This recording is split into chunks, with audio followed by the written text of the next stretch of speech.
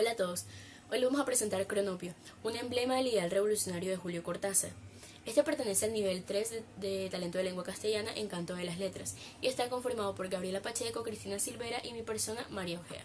Vamos a empezar por lo simple, el problema. La contextualización de esto está basada en Julio Cortázar, quien fue partícipe del boom latinoamericano, como bien ya nosotros sabemos. Su sensibilidad artística era muy alta, por lo cual basaba sus obras y su escritura no solamente en la parte literaria del arte, sino también en lo pintoresco. Su manera de escribir tan surreal permitía establecer o plantear cuestionamientos muy basados en la razón y en todo lo que tenía que ver con el pensamiento crítico, con figuras literarias e incluso también con estilos lingüísticos bastante variados. Después tenemos al cronopio como arquetipo. Este juega mucho el papel de la originalidad y de la interpretación sociológica, ya que los cronopios, las famas y las esperanzas, que son como los tres personajes principales, en especial el cronopio, juegan unos papeles muy importantes en cuanto a la representación de jerarquías o de clasismo. Es por eso que podemos interpretarlo como un fenómeno social bastante interesante y por eso también se puede ver un poco inclinado a la sociología y psicología, y es por eso que posteriormente les hablaremos un poco más acerca de cómo se aborda en cada una y por qué el aspecto psicológico es el que más resalta en toda la obra. Después tenemos la pregunta problema. ¿Cuál es el ideal revolucionario de Julio Cortázar en la dimensión del lenguaje y de conducta de sus personajes a través de la recopilación de su obra Historias de cronopios y famas? Como objetivo general, tenemos que establecer desde la recopilación de historias de cronopios y famas el ideal revolucionario de Julio Cortázar en la dimensión del lenguaje y según la conducta de sus personajes. Como objetivos específicos, pues ya tenemos identificar en su obra las innovaciones que representan para la parte del lenguaje y también para pues, la parte pragmática, pero eso es un poco más a fondo.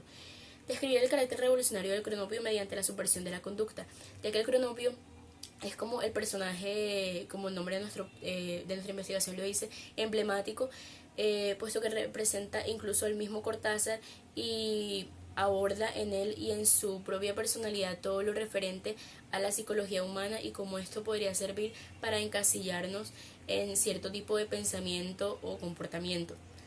Y finalmente tenemos que reconocer el ideal revolucionario de Julio Cortázar a través de su personaje emblemático, es decir, el cronopio, como ya lo habíamos mencionado anteriormente. También tenemos la parte de los antecedentes, que les voy a leer algunos.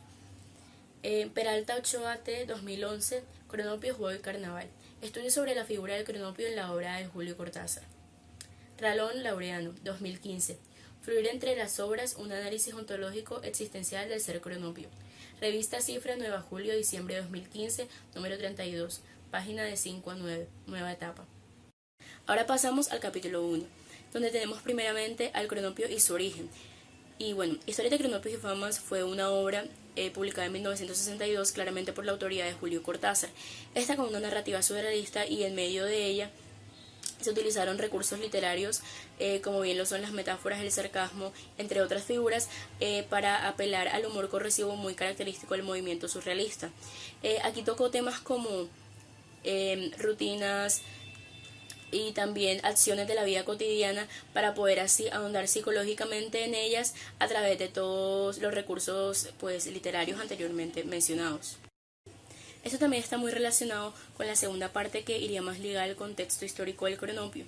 Esto porque mediante todo este asombro que él plantea en la historia se pueden ver evidenciados ciertos rasgos psicosociales que existen y también abre un poco más la mirada del lector y también su perspectiva para poder así llegar a él y llegar a entender muchísimo más por qué las rutinas y las acciones cotidianas o que pueden apelar incluso a la monotonía son importantes y hay que aprender a replanteárnoslas o realizar, digámoslo así, una renovación de estas y se puedan ver no solamente como algo que se realiza día a día por costumbre, sino hay que ver el fondo y el objetivo que éstas tienen, y eso es lo que Cortázar trata de hacer por medio de muchísimas maneras ya anteriormente mencionadas. Ahora pasamos a las formas de representación. En estas tenemos puestos o colocados los 3 capítulos que tiene la obra, los cuales son rutinas, simulacros e historias de cronopios y famas como tal. El más célebre del libro pues es el último mencionado y aquí es porque plantea las tres personalidades principales que posteriormente se convertirían en arquetipos de personalidad desde una mirada un poco más psicológica e investigativa. Estos son las famas, los cronopios y las esperanzas, siendo el más célebre de los tres el cronopio. Las famas son seres organizados, bastante meticulosos y son exitosos económicamente, prefieren el silencio y son muy introvertidos al momento de realizar sus acciones. Los cronopios, por el contrario, son seres desordenados, son muy descuidados en cuanto a la parte organizacional, son de ver las pequeñas cosas de la vida, son seres simples, muy abiertos y básicamente se podría decir que son todo lo contrario a las famas y por eso durante toda la historia o durante todo el capítulo surgen ciertas diferencias entre ellos.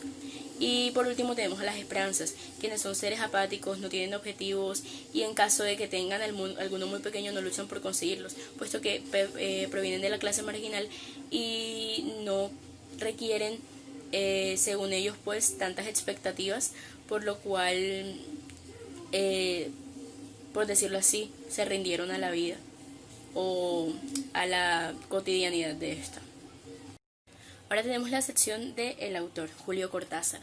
Un dato muy importante, antes de pasar a su biografía como tal, un dato muy importante acerca de su historia, es que fue traducida a muchísimos idiomas por ayuda de muchos de sus compañeros del boom latinoamericano o amigos que él tenía, como bien lo son Gabriel García Márquez, Mario Vargas Llosa y, según la opinión de algunos estudiosos que han entrado más a fondo en la literatura de Cortázar, José Donoso.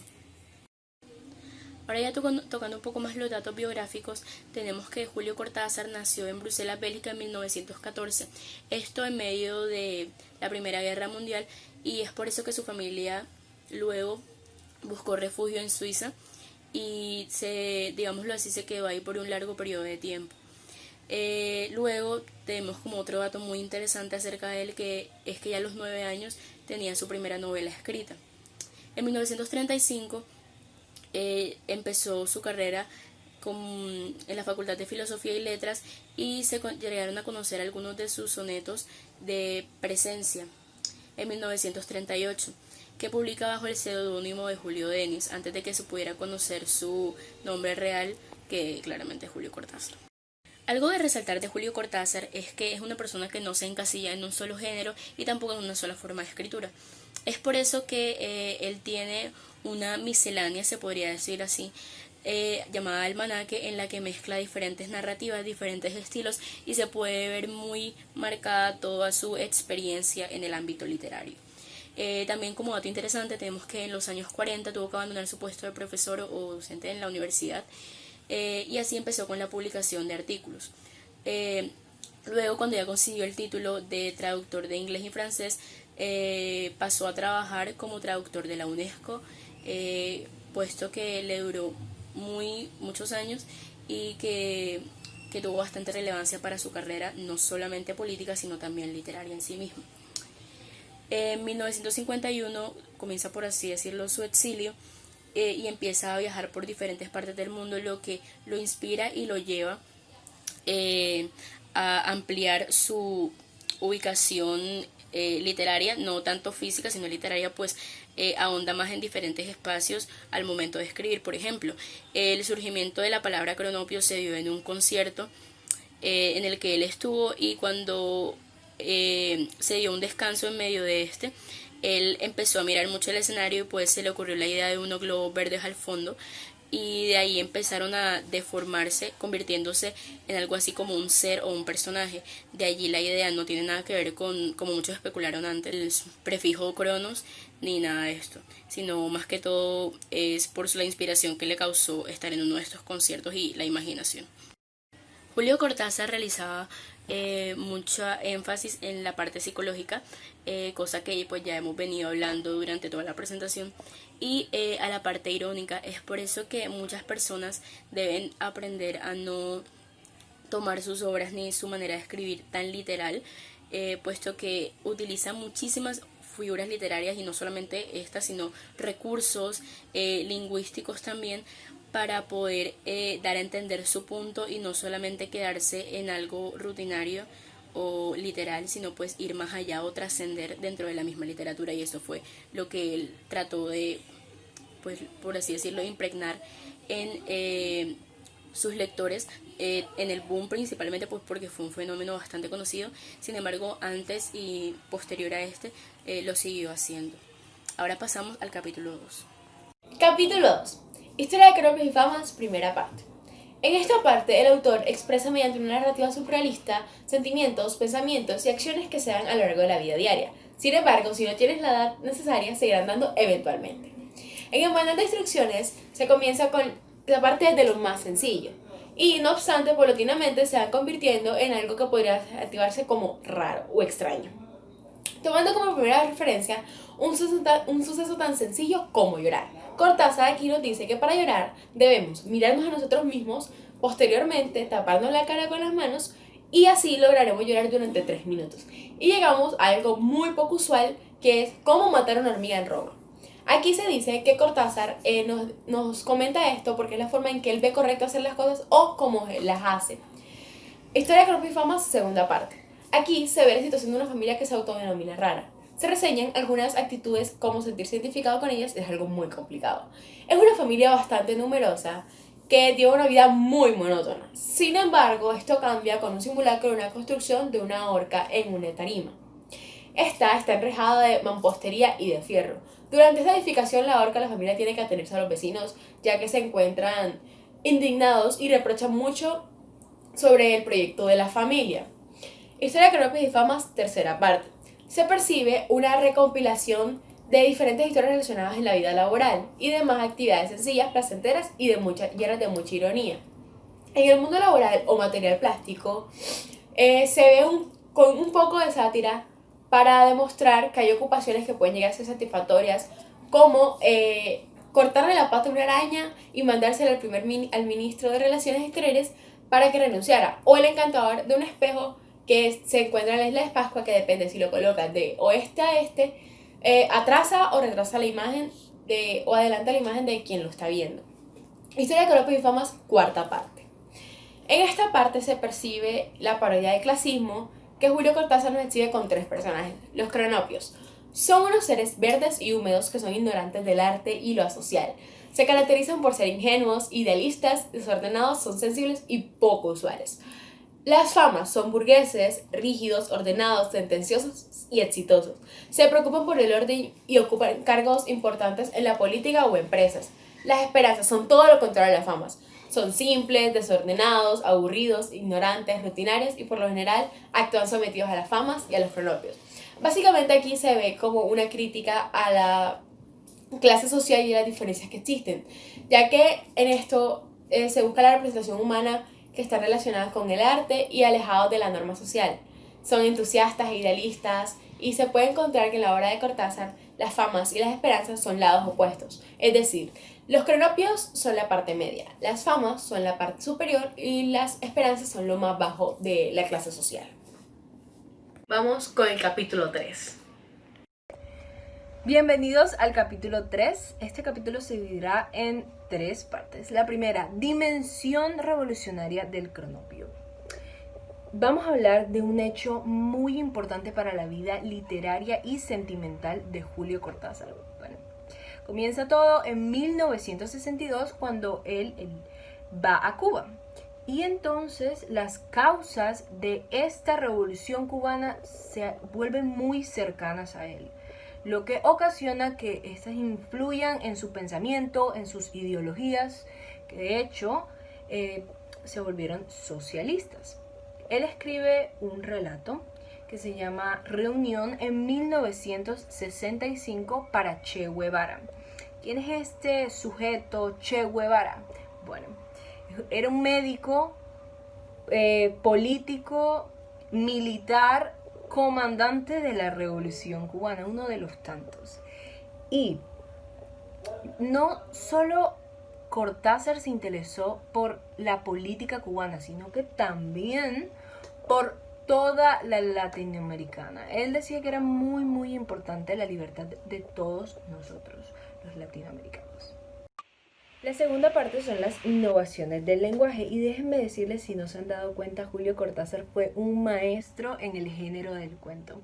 Claro que también escribió prosas poéticas, algunas novelas y relatos cortos.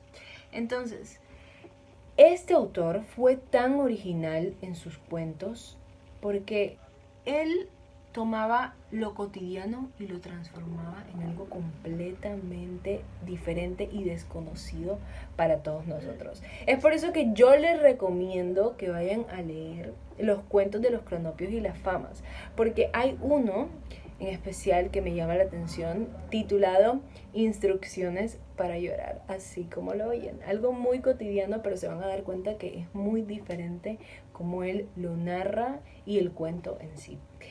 También él jugaba con la linealidad en el tiempo, como lo hace en uno de sus libros titulado La continuidad de los parques. Él jugaba con la realidad y con lo ficticio. Es por eso que él es considerado uno de los mejores autores del surrealismo o realismo mágico.